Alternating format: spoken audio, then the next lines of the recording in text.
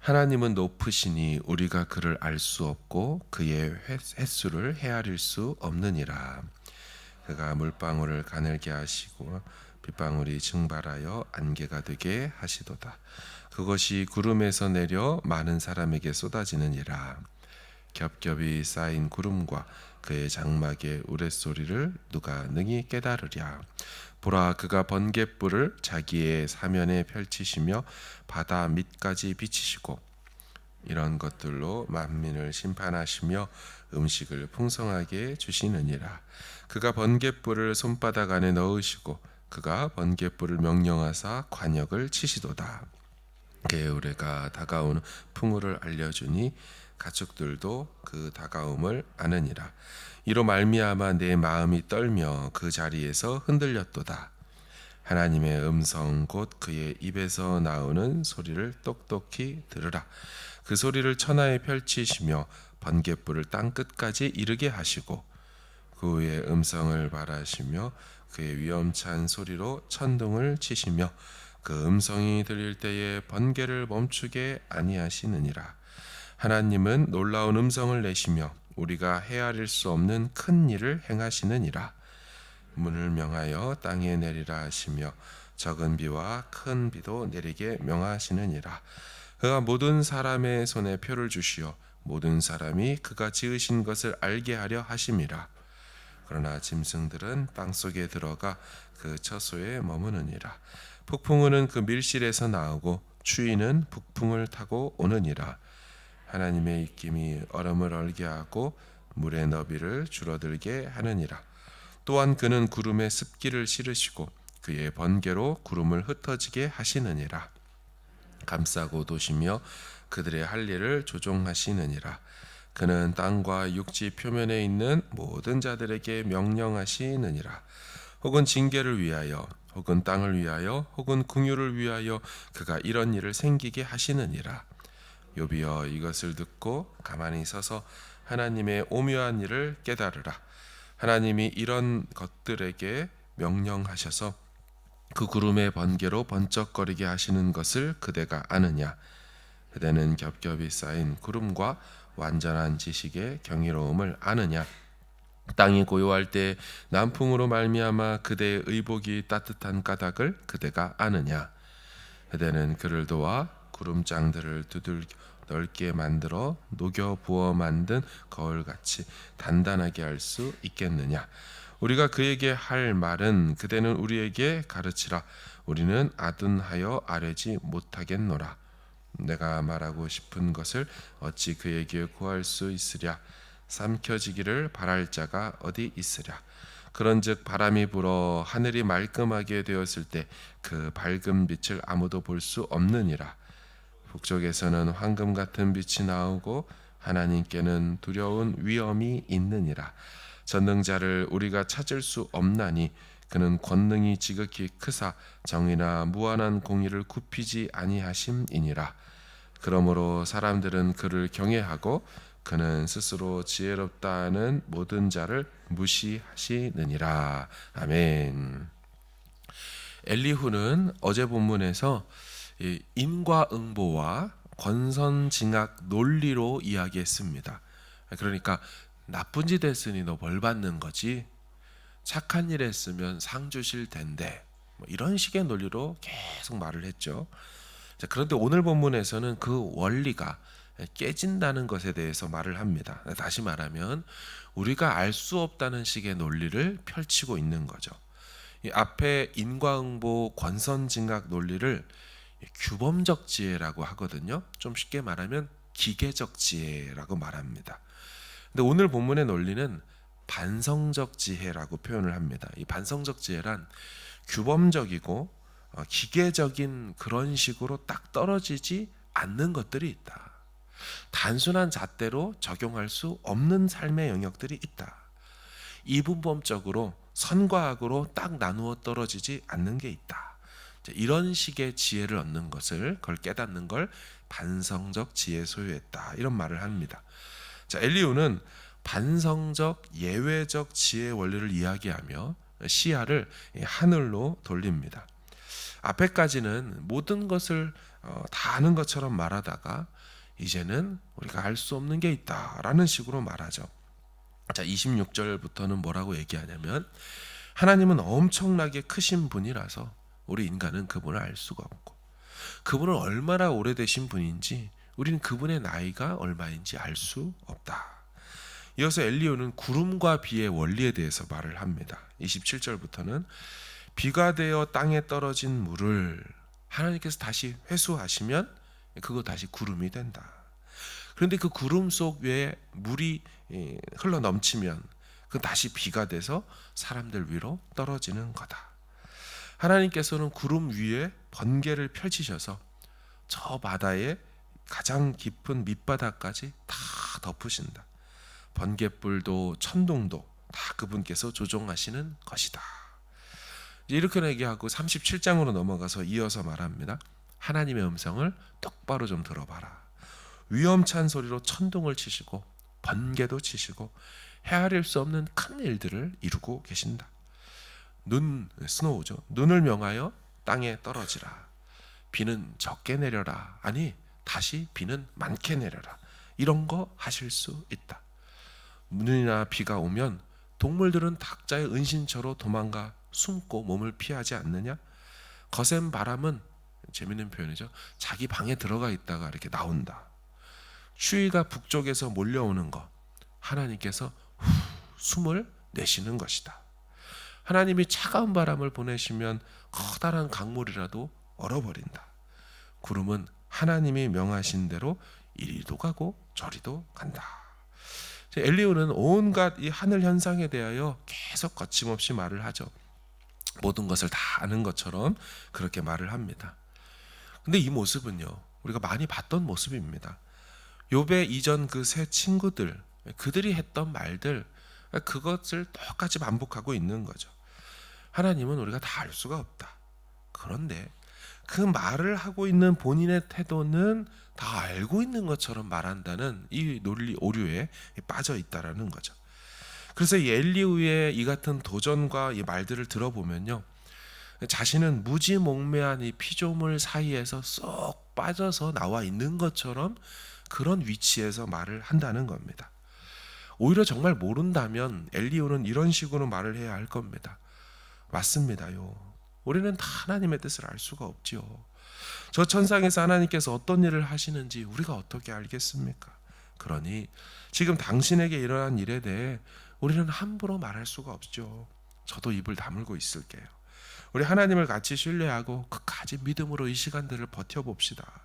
뭐 이런 식으로 말을 해야지 정상일 텐데, 엘리후 본인은 벌써 모든 것을 다 통달한 사람처럼 말한다는 거죠. 참 재밌는 게요, 이 32장부터 계속되어 왔던 이 엘리후의 줄기찬 주장과 이 말들은 내일 본문이죠, 38장에 드디어 침묵을 깨고 폭풍 속에서 말씀하시는 이 여호와 하나님의 언행과 매우 이 두 존재가 닮아 있다라는 겁니다. 지금 여기서 엘리후는 뭐라고 했습니까? 욥, 그대가 하늘 천체의 변화에 대해서 아는가? 근데 여러분, 한글 성경에 그대가라는 표현이 잘 안 나오지 않습니까? 그렇죠? 근데 오늘 이 엘리후의 표현에서부터 그대라는 표현을 나옵니다. 왜 그러냐면 원문에는 이제 아타라는 히브리 말로 당신, 유라고 했는데 어제 말씀드렸죠. 엘리후가 나이가 어리다고요. 그러니까 윗사람한테 말하는 것을 표현을 하려고 그대라는 표현으로 이렇게 썼지, 원문에는 그대라는 식의 표현은 아니죠. 어쨌든 욥, 그대가 하늘 천체 변화에 대해서 아는가? 비가 왜 오는지 아는가? 구름과 하늘과 별은 어떻게 뜨고 지는지 아는가? 왜 따뜻한 남풍이 부는지 아는가? 번개치고 천둥은 왜 치는지 아는가? 하늘빛이 왜 황금색이 되는지 아는가? 이런 표현은 내일 본문인 하나님이 나타나서 하는 표현과 닮아 있습니다. 제가 좀 말씀드리면 3절 이하, 이제 하나님이 말씀하는 거죠. 너는 대장부처럼 허리를 묶고 내가 너에게 묻는 것을 대답할지니라. 내가 땅에 기초를 놓을 때 네가 어디 있었느냐? 네가 깨달아 알거든 말할지니라. 누가 그것의 도량법을 정하였는지, 누가 그 줄을 그것 위에 띄웠는지 네가 아느냐? 바다가 그 모태에서 터져 나올 때 문으로 그것을 가둔 자가 누구냐? 땅의 너비를 네가 측량할 수 있느냐? 네가 그 모든 것을 다 알거든 말할지니라. 여호와께서 38장부터 쏟아내실 창조주만이 아시는 비밀에 대한 질문들을 지금 이 엘리후가 마치 자신이 그런 존재인 것 마냥 욥을 공격하며 질문하고 있다는 거죠. 겸손하게 우리는 모릅니다 하지 않고 자신이 그 위치에 있는 듯이 다 아는 듯 떠들며 쉼없이 욥을 몰아세우고 있습니다. 엘리후는 착각하고 있는 거죠. 자신은 욥기 1, 2장에 일어났던 천상의 회의에 참여한 적이 없습니다. 왜 이런 일이 일어났는지, 하늘에서 하나님과 천사들 사이에서 어떤 대화를 나누셨는지 이 피조물인 땅에 있는 엘리후는 몰라요. 근데 마치 자신이 그것도 다 아는 것처럼 그렇게 말하고 있죠. 하늘에서 하나님께서, 이 하늘의 하나님께서 이 엘리후를 보시거나 그 말을 들으면서 가소롭다라고 여기고 계시지 않을까 생각이 듭니다. 어쩌면 엘리후는 31장까지 자신이 하고 싶은 말이 있었지만 나이가 어려가지고 꾹 참아왔던 것처럼 그냥 끝까지 잘 참고 있었던 게 낫는 것이 아니었을까, 중간이라도 가지 않을 수 있었을까, 이런 생각이 듭니다. 이 사람 엘리후의 말이 38장부터 나오는 이 말은요, 38장부터 나오는 여호와의 말과 너무 비슷해서 어떤 학자들은 엘리후가 말하는 이 대목을 여호와께서 하시는 말씀으로 보아야 하지 않느냐라고 말할 정도로 너무나 말이 닮아 있습니다. 그런데 아시는 것처럼 이 말은 매우 여호와의 말씀과 비슷하지만 사실은 또 틀린 말이 되고 있습니다. 여러분, 우리도 같은 말을 해도 누가 했느냐에 따라서 다르다는 것을 알지 않습니까? 누군가 아유 코로나로 고생했네, 내가 원오프짜리 특별 영주권을 만들어 줄게요, 우리 그런 거 줍시다, 이런 이 말을 정부에서 하는 거하고 어떤 방문자, 여행 온 비지터가 말하는 거하고 어떻게 내용은 같지만 전혀 무게가 다르죠. 말 자체는 같은 내용이지만 정부가 단상에서 정책으로 발표하는 것과 어떤 동네 커뮤니티에서 모인 사람들끼리 아유 수당 좀 올려줍시다 라고 말하는 건 같은 내용이라도 전혀 다른 무게를 갖죠. 누군가 사람이 하나님의 말씀과 똑같이 했다고 해서 그럼 그가 하나님이 됩니까? 엘리후가 하나님처럼 말했다고 해서 그가 하나님이 되는 것이 아닙니다. 엘리후는 자기 수준을 알았어야 합니다. 자신이 하나님이 아니라는 것을 인정하고 말했어야 합니다. 이 엘리후라는 이 사람의 이름의 뜻은 그가 나의 하나님이다, 이런 뜻을 갖고 있어요. 그가 나의 하나님이다. 그런데 지금 이 사람의 태도는 내가 하나님이다, 이렇게 말하는 것 같습니다. 그런 자신의 이름의 뜻대로 말하고 행동해야죠. 그분이 하나님이라고, 그가 나의 하나님이라고 말이죠. 여전히 욥기는 하나님 앞에 선 인간이 취해야 될 이 겸손함에 대해서 말하고 있습니다.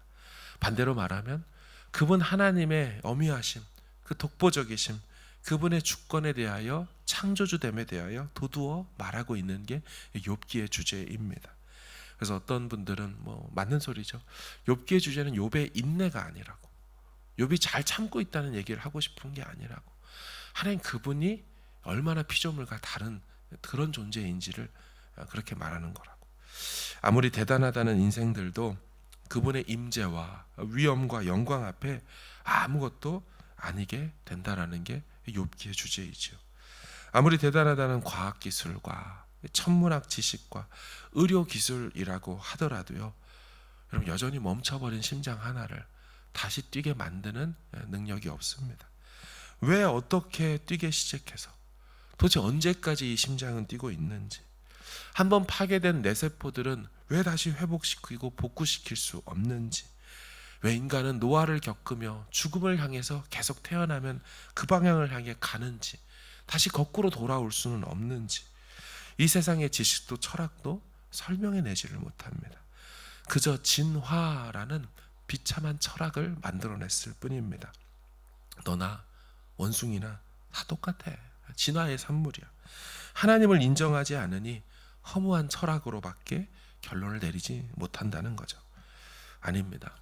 우리는 하나님을 하나님으로 인정해야 하고, 우리는 그분의 긍휼과 은혜가 필요한 피조물이라는 것을 인정해야 하고, 또한 동시에 그의 아들을 내어주시기까지 우리는 그분의 사랑을 받는 자녀요, 그분의 백성임을 인정해야 할 것입니다. 전도서의 말처럼 일의 결국을 다 들었으니 하나님을 경외하고 그의 명령들을 지켜야 하는 것이죠. 이것이 모든 사람의 본분이기 때문이라는 겁니다. 너는 청년의 때, 여러분 이 청년의 때라는 건 꼭 결혼 전을 얘기하는 게 아닙니다. 생명이 있을 때를 말하는 거예요. 너는 생명이 있을 때 너의 창조주를 기억해라. 곧 곤고한 날이 이르기 전에, 나는 아무 낙이 없다고 할 해가 가까이 오기 전에 그리해야 한다. 흙은 여전히 땅으로 돌아가고 영은, 영혼이죠, 영은 그것을 주신 하나님께로 돌아가기 전에 기억해야 한다라고 말합니다. 오직 하나님을 경외하는 것, 그분을 신뢰하는 것, 그분의 하나님됨을 인정하며 살아가는 그 태도, 바로 그것이 하나님이 우리를 향한 갖고 계신 기대이고 우리를 지으신 목적이고 이 땅에서 우리가 살아가야 될 피조물로서의 바로 건강하고 겸손한 태도가 되는 줄로 믿습니다. 하나님 앞에서 낮은 자세로, 주가 바로 당신입니다. 저는 주가 아닙니다. 종이고 그저 주님을 따르는 제자일 뿐입니다. 그런 태도로 오늘도 하나님 앞에 살아갈 수 있기를 간절히 주의 이름으로 축원합니다. 아멘.